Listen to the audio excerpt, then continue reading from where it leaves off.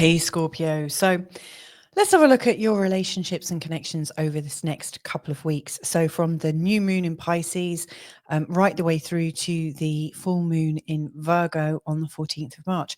So what I'm going to be looking at specifically is giving you some tips and whatever comes up about romantic partnerships and intimacy, and also having a look at your friendships and social circles, and also your family dynamics. Like, where is it easy? Where is it sticky?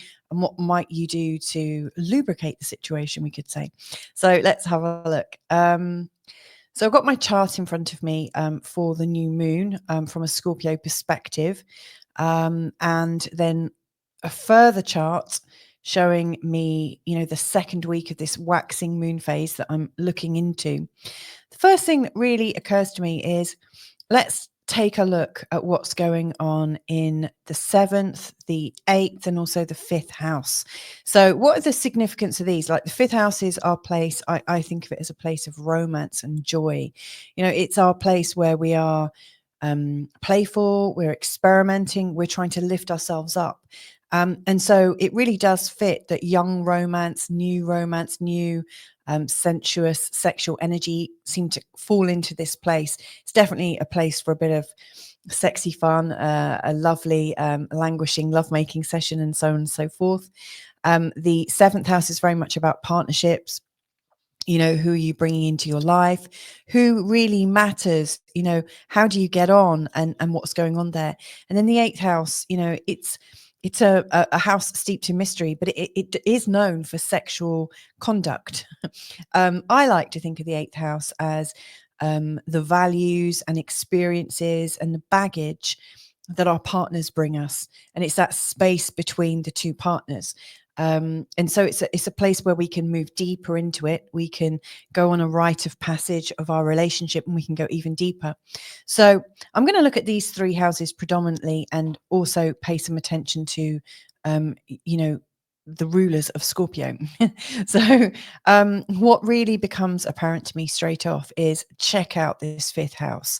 If this is a place of initiation, of new love patterns, of finding joy and bringing more joy in, then this particular new moon is perfect. This new moon is a perfect time to sow the seeds of coming into union, and to sow the seeds of expectancy. This is also a place where people, this is a house of conception as well. So again, you might be literally sowing the seeds. This is quite a fertile time in a Scorpio chart, to have all of these planets coming through this part of your life. So yeah, that's quite sweet in many ways. But this new moon in particular is a real birthing point.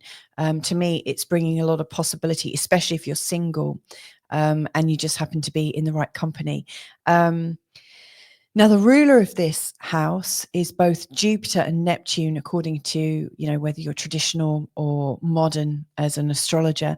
I like to look at both. I don't like to have to choose. So it's interesting, Neptune's been in this part of your chart for a long time. I always think wherever Neptune goes, initially it brings up a lot of confusion, because, Neptune is like a drop in the ocean.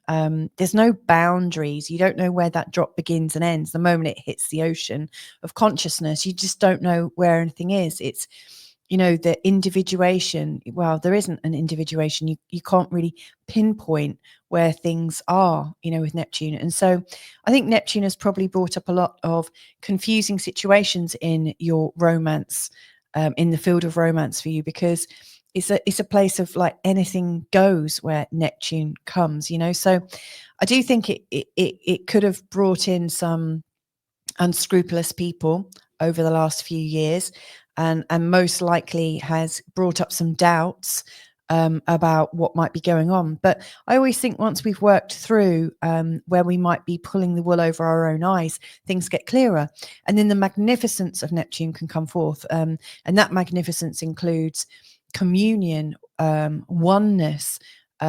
She's the high, Neptune is the higher harmonic of Venus. There is a sort of unconditional, there's a hint or a whiff of unconditional love. I don't actually think it's completely possible to love unconditionally, because we are these like humans, but we can give it our best shot. And Neptune in an altered state, in a higher octave kind of state, you really do get that sense.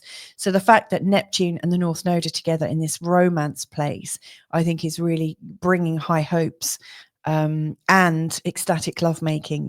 It's giving you the opportunities to go much deeper. And my advice here, if any, is to go with the experience, go deeper into the experience, and be open to creating trust. I really see that more for existing relationships where that somebody is in it for the longer term. In the short term, that can be a bit confusing, to go all in such a deep and personal way. So I really do think you should sense it yourself, maybe take your time a little bit, because the new moon is absolutely about taking your time, allowing the energies to kind of come in, to generate a little bit, to grow a little bit in the energetic fields before you start to make a clear decision. So for instance, if you are in a new relationship, I would probably say wait until around about the 7th to know how you feel about going all in, with this very sort of romantic and spiritual style of loving. I love that the sun and moon and also Mercury and Saturn are in a lovely strong trine with Mars, and that Mars is going direct again. I love that. It's going to give you so much more energy for lovemaking and for just enjoying yourself in general with the partners that you choose to have in your life. You've had Uranus. I've got Scorpio rising, so I know I've had Uranus in my 7th house for a long time, and it does bring in a whole heap of eclectic people. One of the things I noticed was the sense that there were a lot of unreliable people coming into my life and possibly a bit of upset. There were some traumatic experiences with these sort of very spontaneous Uranian things happening. I always think where Uranus is creating problems for us, it's an indication that we need to expect the unexpected, but not to fear it, and to realize that some good things start and then some things do also end. It doesn't necessarily give hope if you're looking for something stable and committed, but Uranus has been in this part of your chart for a long time. I imagine you've got the handle of it by now. And given that Pluto, which is one of your rulers, and obviously Mars is the other one, which I've said is in a really great position. The fact that Pluto is in such a strong union with Uranus right now in this lovely trine, focusing in on your 7th house, and also that Pluto is coming into, disrupt and transform the 4th house of home and family. Really what I see happening is you're getting much clearer about the people you do want in your life and the qualities that you would like them to share with you. I really think Uranus here gets us up clear and personal about what we value. Uranus is also consciousness. What are we channeling? What is coming through? So anywhere where you've had a lot of this Uranus trouble in your 7th house, I think it's important to recognize where you might be not being spontaneous enough, where, like, I always think the 7th house is a mirror to us. So where are you not being spontaneous enough? Where are you not being excited enough? Where are you trying to control things too much? And then the more you let go of that, I think the more these Uranian partner types seem to calm down a little bit.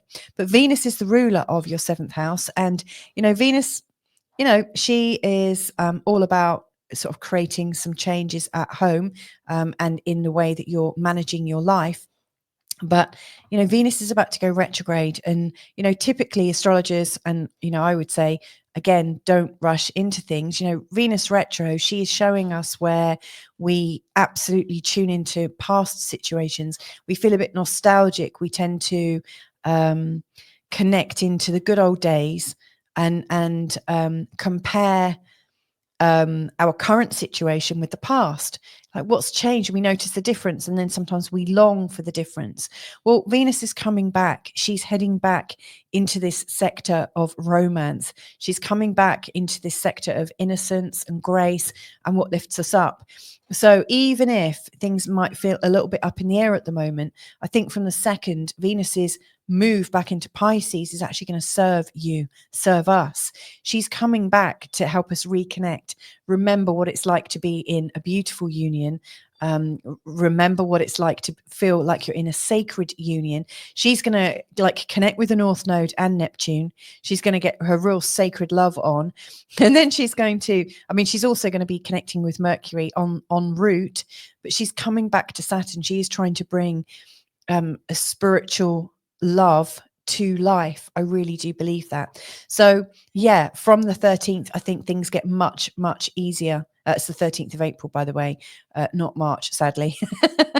But yeah, I mean, she is bringing us back to our senses. So my advice in terms of relationships going forwards is really go with the flow of knowing that right now life is bringing you a new and refreshed way of connecting.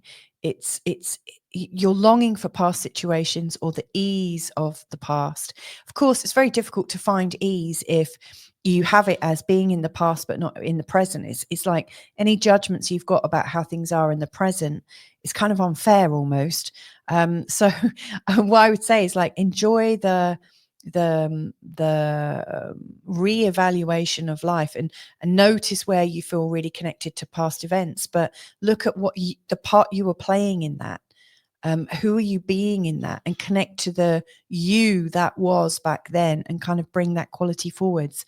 I think that's all that's needed. I don't think your partner needs to change. I don't think you need to put pressure on your partner to change. This is about what's going on in you. And I think it's going to bring out so much more of your calm, romantic authority. I think it will work out for you quite nicely.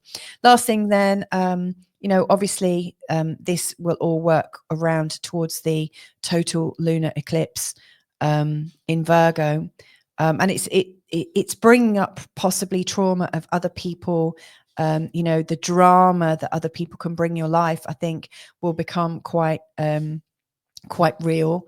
You'll probably notice that the people in your life that are coming from friends of friends and networks and things like that, I think they could be bringing changes into your life. Leading up to this time, I think I would probably, in all honesty, rest up at home. Just do things with the people that you have the tenderest of connections with, and let the world do its thing. Really, just let the world do its thing and let these energies work their way out. There's absolutely nothing stopping you from having a fantastic life. But what I would recommend is that you kind of keep in your energetic lane. Don't allow the distractions from other people and the distractions of highly energized people. Don't let their distractions take you off course from, you know, your dreams of a really lovely romantic connection, the deepest of all kinds. So there you go. I hope that's helpful to you, Scorpio. Much, much love to you.